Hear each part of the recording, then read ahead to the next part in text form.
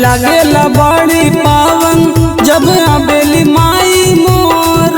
अरे लागेला बड़ी पावन जब आबेली माई मोर। कि 9 दिन गूंजे जय जयकार हो मैया के चारों ओर। कि 9 दिन गूंजे जय जयकार हो मैया के चारों ओर।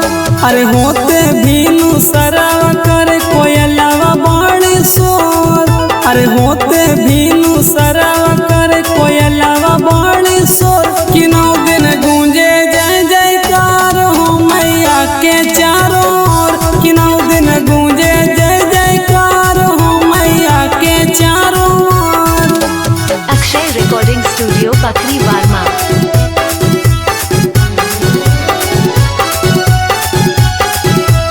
Music by Amit Gupta.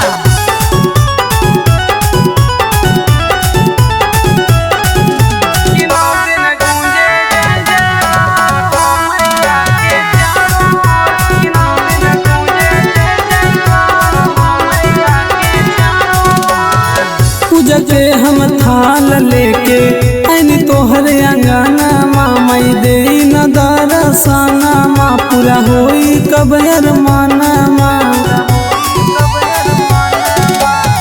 पूजा के हम थाल लेके आनी तोहरे अंगना माई दे न दरसना माँ। पूरा होई कब अरमाना माँ। अरे आशा लगल बाटे माई का तू देबू ऐसे छोड़।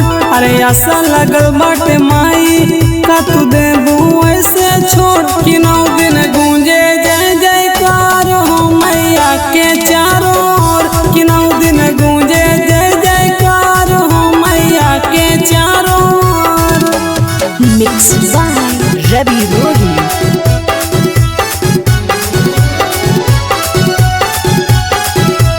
Music by Amit Gupta.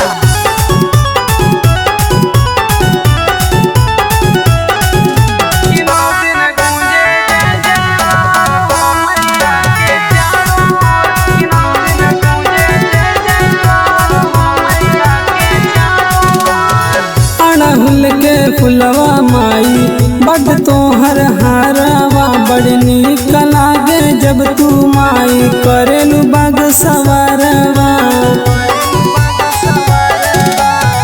अड़हुल के फुलवा माई बड तोहर हारवा बड़ नीक लागे जब तू माई करेलू बाग सवारवा।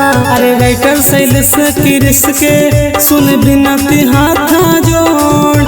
अरे राइटर शैलेश कृष के सुन बिनती हाथा जोड़। कि 9 दिन गूंजे जय जयकार हो मैया के चारों ओर। कि 9 दिन गूंजे जय जयकार हो मैया के चारों ओर। Akshay recording studio Pakhri वार्मा।